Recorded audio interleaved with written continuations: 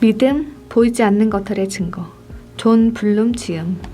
보화를 발견한 사람, 그리고 부활. 마태복음 13장 44절. 보화가 모든 것을 바꾼다.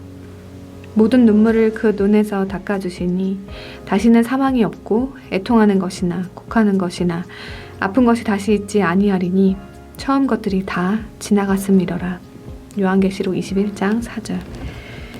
예수님의 비유 중에는 짧으면서도 강렬한 메시지를 전해주는 것들이 있다. 다음의 비유도 그 중에 하나다. 천국은 마치 밭에 감추인 보화와 같으니 사람이 이를 발견한 후 숨겨두고 기뻐하며 돌아가서 자기의 소유를 다 팔아 그 밭을 사느니라. 마태복음 13장 44절. 밭에 감춰진 보화를 찾기 15분 전까지만 해도 전 재산을 들여 그 밭을 산다는 건 꿈에도 생각해보지 않았을 것이다. 설령 그런 생각이 들었더라도 미친 짓이라고 웃어 넘겼을 것이다.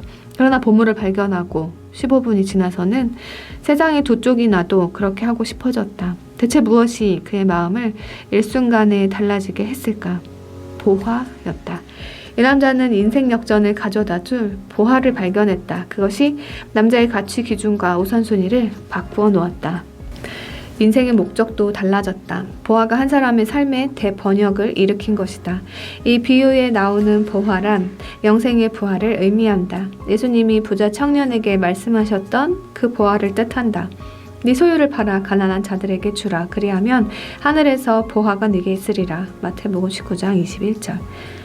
죽으면 없어질 재물에 눈이 멀었던 부자 청년은 그 보화를 볼 수가 없었다. 그러나 이 비유에 나오는 사람은 보화를 보았고 그 기회를 놓치지 않았다. 하지만 보화를 손에 넣으려면 그 값을 지불해야 한다. 전 재산을 팔아야 한다고 했으니 어찌 보면 꽤 비싼 가격이었다. 하지만 실상은 그것도 껌값에 불과했다. 그 남자는 분명 밭 가운데 서서 비용 대비 수익률을 재빨리 계산해 보았을 것이다. 전 재산을 투자해도 거액이 남을 수지 맞는 장사였다. 바보가 아닌 이상 재산이 아니라 무엇을 팔아서라도 밭을 사는 게 정상이다. 그렇다면 그 밭을 사서 영생이라는 보화를 획득한 남자는 구체적으로 무엇을 갖게 된 것일까? 중요한 질문이다. 영생은 그리스도의 가장 큰 소망임에도 불구하고 성경에는 자세한 설명이 많이 나오지 않는다. 그마저도 비유나 은유나 상징 같은 표현을 사용하고 있다. 왜 그럴까? 한 가지 이유는 우리가 영생에서 경험할 새로운 세상을 이해할 수준이 안 되기 때문이다. 기록된 바 하나님이 자기를 사랑하는 자들을 위하여 예비하신 모든 것은 눈으로 보지 못하고 귀로 듣지 못하고 사람의 마음으로 생각하지도 못하였다 함과 같으니라. 고린도전서 2장 9절. 그래서 하나님은 비유를 통해 우리가 지금 알고 있는 영광에 비추어 미래의 찬란한 영광을 살짝 엿보게 하신다. 하지만 난 이보다 더 중요한 이유가 있다고 생각한다. 영생은 어떤 장소나 환경이 아니라 그 안에 거하시는 분들로 이해되어야 하기 때문이다. 무엇이 천국을 천국답게 하겠는가? 진정한 유토피아의 이상적인 모습, 우리가 받을 굉장한 상급들과 더할 나위 없는 행복으로 천국은 규정되지 않는다. 다가올 천국은 그 모든 복이 흘러나오는 하나님 자신을 아는 것으로 규정된다.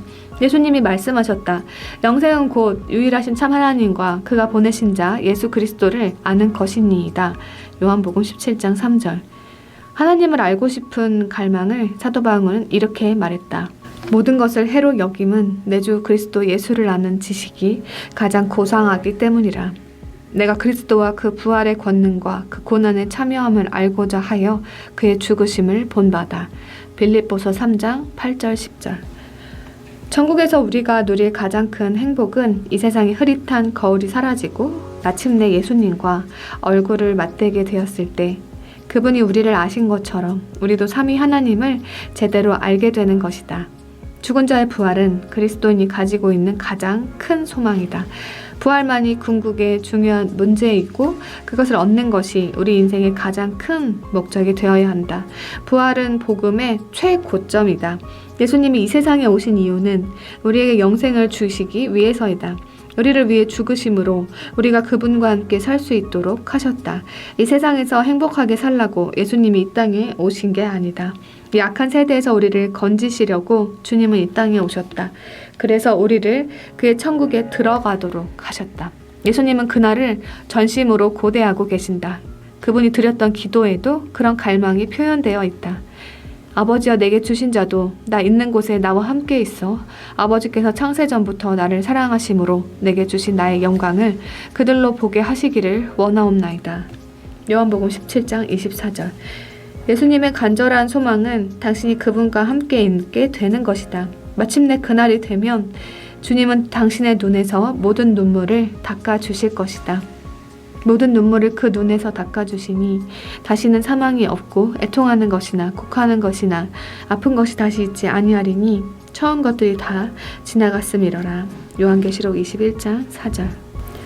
그때부터 당신과 주님은 한순간도 떨어지지 않을 것이며 언제나 주와 함께 있게 될 것이다. 타락한 세상의 밭에서 당신이 발견해야 할 보화는 바로 그것이다. 예수님은 이미 보화의 값을 완불하셨고 당신도 이 세상에서 가진 모든 것을 팔아 그 보화를 사야 한다. 보화의 영원 무궁한 값어치를 생각한다면 그 값은 결코 비싼 게 아니다. 안 사고 버티는 것은 진짜로 미련한 짓이다. 보아는 모든 것을 송두리째 바꾼다.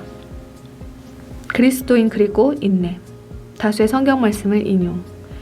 포기하지 마라. 성도들의 인내가 여기 있나니? 요한계시록 14장 12절. 고달픈 인생에서 휴식은 꿀맛이다. 하나님은 인간에게 쉬고 싶은 욕구를 주셨고 그 욕구를 충족시키겠다고 약속하셨다. 이는 내가 그 피곤한 심령을 상쾌하게 하며 모든 연약한 심령을 만족하게 하였음이라. 예레미야 31장 25절. 예수님은 아주 현실적인 차원에서 우리에게 휴식을 주신다. 그분께로 가기만 하면 수고하고 무거운 짐 진 자들이 쉼을 얻게 된다고 하셨다. 이 세상에는 완전한 휴식이 불가능하다.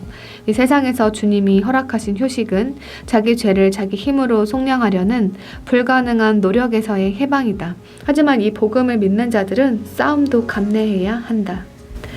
계속해서 복음을 믿기 위한 싸움, 계속해서 복음을 전파하기 위한 싸움이 기다리고 있기 때문이다. 이 세상에 사는 동안 우리는 다음 세상에서의 안전한 안식에 들어가기를 힘써야 한다.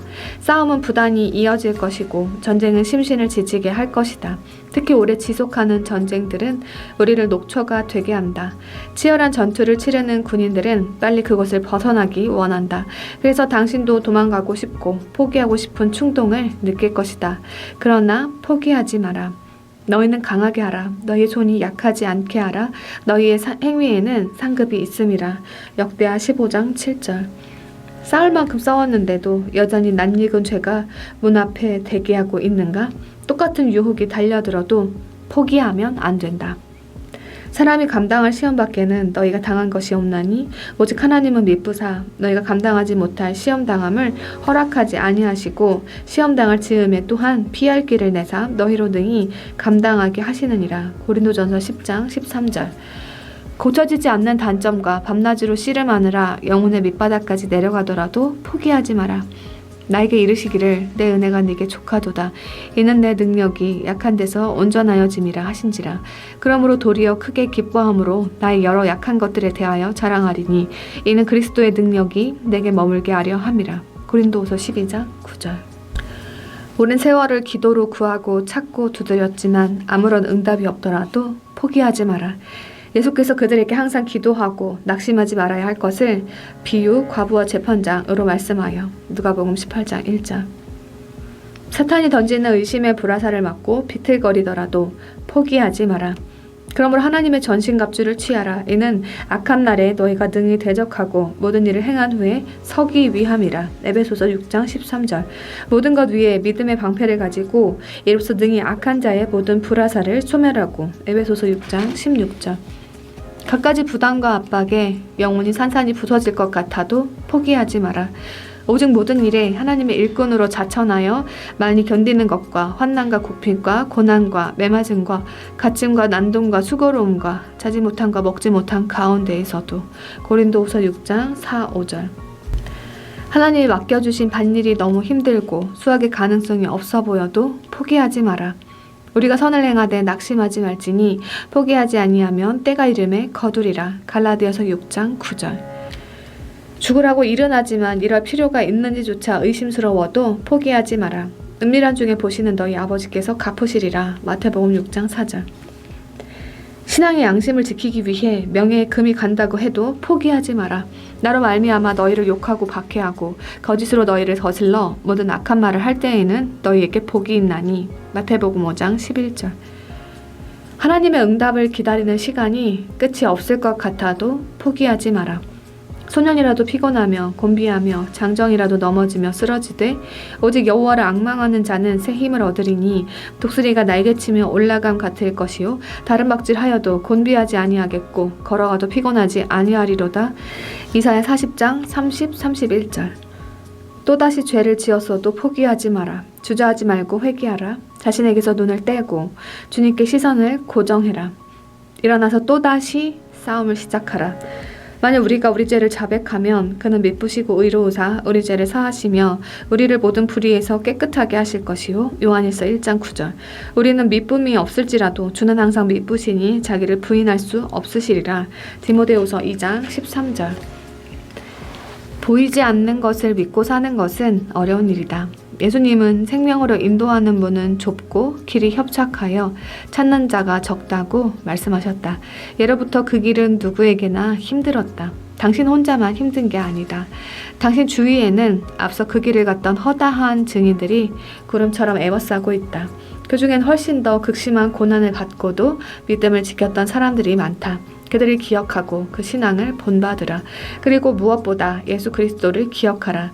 주님은 당신의 수고를 아시고 당신의 싸움을 이해하신다.